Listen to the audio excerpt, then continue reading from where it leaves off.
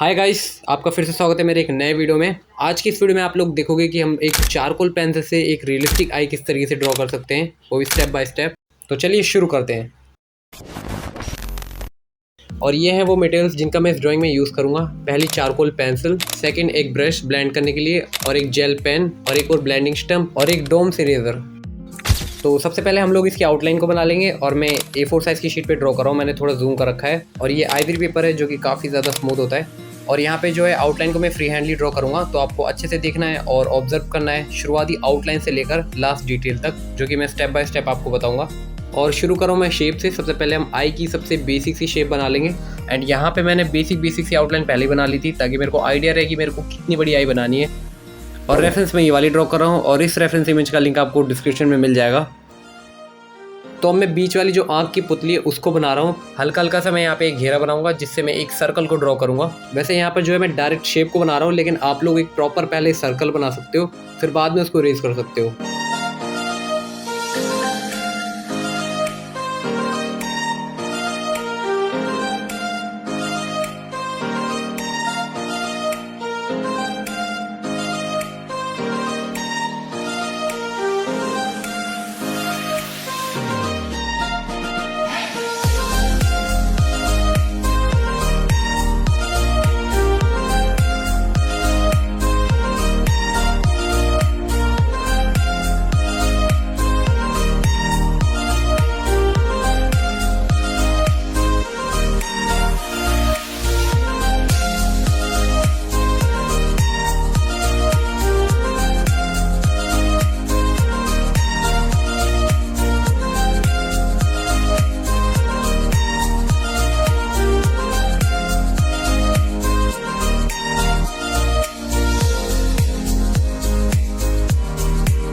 सो हमारी जो आउटलाइन है वो तो पूरी बन गई है और यहाँ पे मेरे को आउटलाइन को बनाने में 20 मिनट लगे हैं।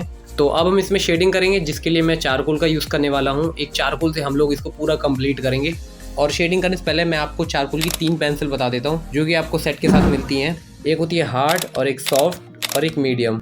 मीडियम से जो है आप थोड़ी सी लाइट कर सकते हो, और हार्ड से आप और भी ज़्यादा लाइट कर सकते हो, एंड जो सॉफ्ट है उससे आप बहुत ही ज़्यादा डार्क कर सकते हो। और मैं इसको बिल्कुल सॉफ्ट वाली से करने वाला हूँ, जिसे कहते हैं हम कैमलिन की सॉफ्ट चारकोल, जिससे हम काफ़ी ज़्यादा डार्क कर सकते हैं। लेकिन यहाँ पे मैं सिर्फ इसी एक पेंसिल का यूज़ करने वाला हूँ। लाइट भी मैं इसी पेंसिल से करूँगा, डार्क भी मैं इसी पेंसिल से करूँगा। तो मैं शुरू कर रहा हूँ आई के सबसे बीच वाले हिस्से से, और यहाँ मैं सॉफ्ट चारकोल का यूज़ कर रहा हूँ। और यहाँ पे तो हमें सॉफ्ट का यूज़ करना है, क्योंकि यहाँ सबसे ज़्यादा डार्क होता है। लेकिन पहले मैं कम प्रेशर लगाऊंगा, अच्छे से लाइट शेड करूँगा पूरे में, फिर उसके बाद इसको हम दोबारा से डार्क करेंगे। और इसी तरीके से आपको जो है चारकोल के प्रेशर को लाइट एंड डार्क कंट्रोल करना है। सॉफ्ट वाली सबसे ज़्यादा डार्क होती है, लेकिन उससे हम लाइट भी कर सकते हैं। बस आपको पेशेंस रखना है और पेशेंस के साथ बिल्कुल धीरे धीरे करके शेड करना है। पूरा पहले मैं किनारों पे कर रहा हूँ, क्योंकि वहाँ सबसे ज़्यादा डार्क है। फिर उसके बाद मैं लाइट करूँगा बीच में, जैसे कि तुम लोग देख रहे हो। हमें यहाँ पे बिल्कुल लाइट शेडिंग करनी है, और शेडिंग हमें बिल्कुल इस तरीके से करनी है जैसे हम लोग कोई स्ट्रोक्स लगा रहे हैं, जैसे कि तुम लोग आई में देख ही रहे हो। क्योंकि शेडिंग के बीच में देख सकते हो यहाँ बहुत पतली लाइन्स हैं, और उन्हीं को हमें यहाँ पे बनाना है। और जैसे कि मैंने शुरू में बोला था कि तुम तीनों चारकोल पेंसिल का यूज़ कर सकते हो। लाइट के लिए तुम हार्ड मीडियम का यहाँ पे यूज़ कर सकते हो, और डार्क के लिए सॉफ्ट चारकोल। तो तीनों पेंसिल का भी यहाँ पे यूज़ कर सकते हैं।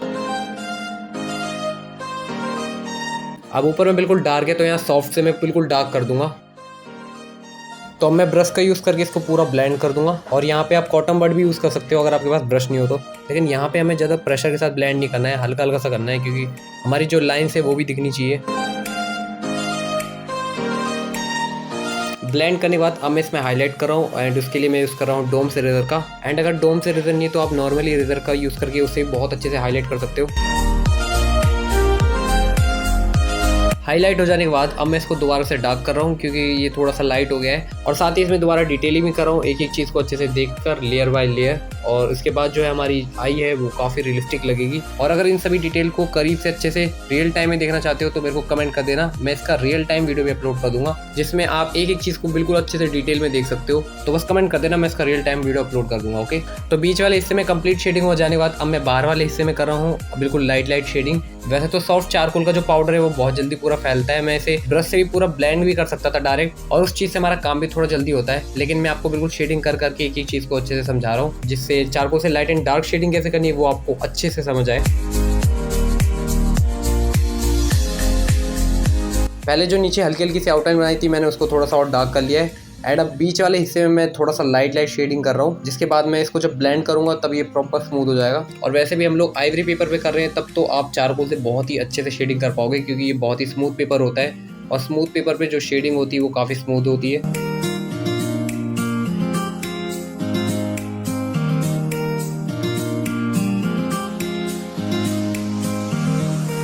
तो मैं बिल्कुल एक एक चीज़ को ब्लेंड कर रहा हूँ। और देखो मैंने शेडिंग एकदम लाइट की है। यहाँ पे तुम मीडियम या हार्ड चारकोल का भी यूज़ करके एकदम लाइट शेडिंग कर सकते थे।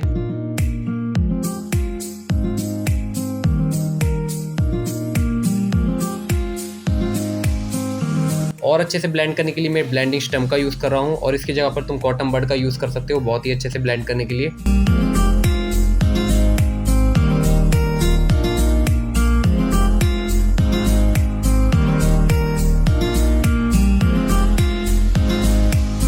ओके, तो अब बढ़ते हैं इसकी आईलैशेस की ओर। तो अब हमें यहाँ पर अच्छे से एक एक बाल को हमें बनाना है, और पहले आपको अपनी जो चारकोल है उसको एकदम शार्प कर लेना है, क्योंकि शेडिंग करते करते चारकोल एकदम घिस जाती है, और उससे अगर आप हेयर को बनाओगे तो आपके हेयर बिल्कुल भी सही से नहीं बन पाएंगे, और उससे ड्राइंग भी खराब हो सकती है। इसलिए अपनी पेंसिल को पहले शार्प कर लो।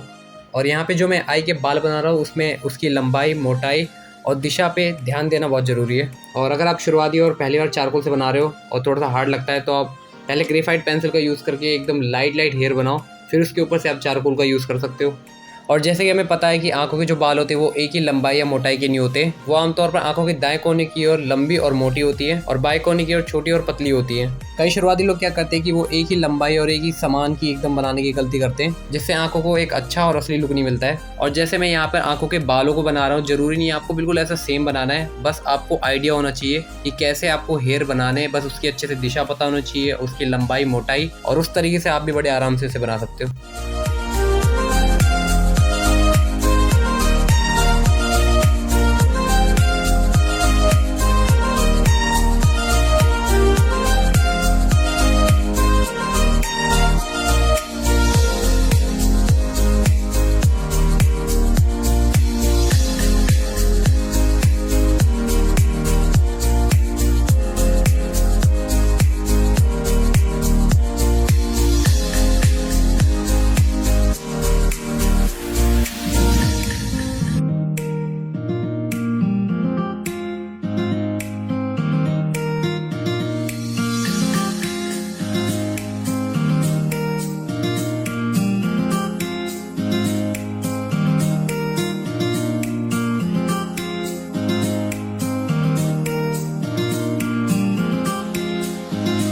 अब आई के बीच वाले हिस्से में जेल पेन से मैं हाईलाइट करूंगा, और ये वाइट जेल पेन कहीं भी शॉप में मिल जाता है, जिससे हम लोग बिल्कुल अच्छे से इससे हाईलाइट कर सकते हैं। अब जो बिल्कुल महीन छोटे छोटे एरियाज हैं वहां पे मैं हाईलाइट करूंगा।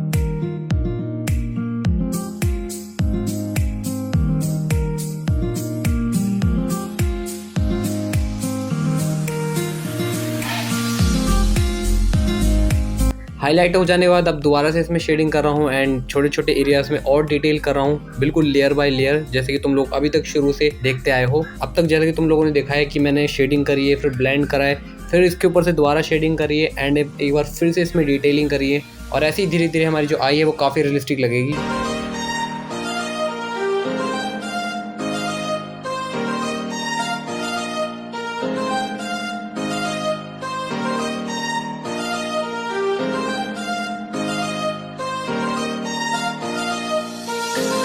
तो मैं आंखों के नीचे वाले हिस्से में हाईलाइट कर रहा हूँ इरेजर से।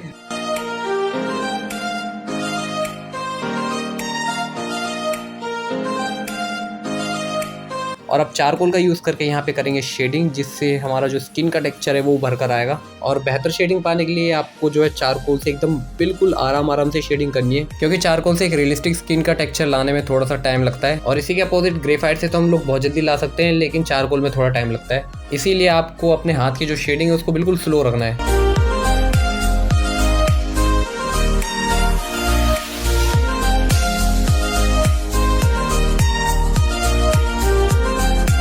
अब यहाँ पे आई की जो आई लैशेस है मैं दोबारा से बनाऊंगा, क्योंकि शेडिंग और ब्लेंड करने के बाद आई लैशेस एकदम लाइट हो गए। तो यहाँ पे दोबारा से हम लोग एक स्ट्रोक की तरह निकाल देंगे।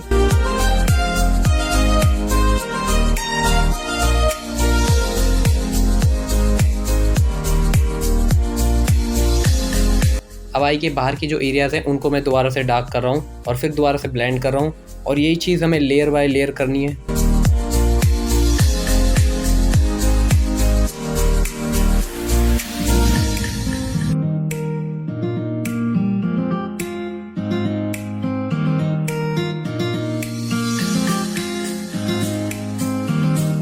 अब नीचे के जो भी डिटेल के गहराई वाले हिस्से हैं वहाँ पे मैं थोड़ी सी और शेडिंग करूँगा, क्योंकि यहाँ पे हमें जो आंसू हैं उसको थोड़ा सा और रियलिस्टिक लुक देना है। एंड अब दोबारा से इसको प्रॉपर शेडिंग करके फिर इसको दोबारा से ब्लेंड कर देंगे।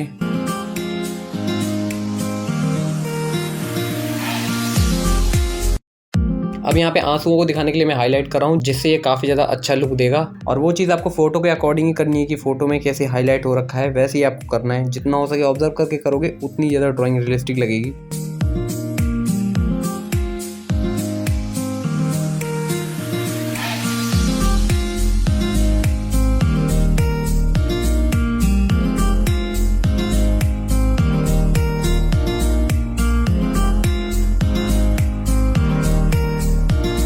अब आई के बिल्कुल निचले वाले हिस्से में मैं एक एक चीज़ को हाईलाइट कर रहा हूँ और फिर दोबारा से शेडिंग भी कर रहा हूँ, क्योंकि हमारी जो आई है वो लगभग पूरी कंप्लीट हो चुकी है और अब काफ़ी अच्छा रियलिस्टिक लुक आ रहा है।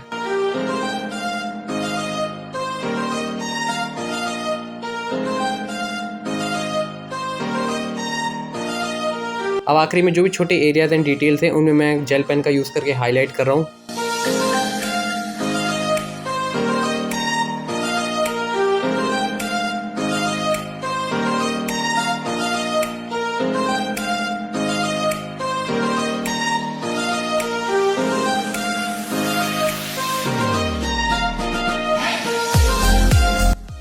और अब हमारी जो रियलिस्टिक आई है वो यहीं पर कंप्लीट होती है। अगर आपको भी इस तरह की और ट्यूटोरियल्स चाहिए या फिर ग्रेफाइट पे तो आप लोग कमेंट कर सकते हो। और इसके अलावा वैसे और ट्यूटोरियल्स आने वाले हैं जिसमें मैं नोज़, लिप्स, तो इसकी मैं कंप्लीट एक सीरीज़ अपलोड करूँगा। तो अगर ये ट्यूटोरियल तुम्हें ज़रा भी हेल्पफुल लगा तो अभी से इसको लाइक कर दो, क्योंकि इस तरह के ट्यूटोरियल्स बनाने में बड़ी मेहनत होती है। और अच्छा लगे तो सब्सक्राइब भी कर लेना। सो मिलते हैं किसी इंटरेस्टिंग ट्यूटोरियल के साथ, तब तक के लिए बाय बाय।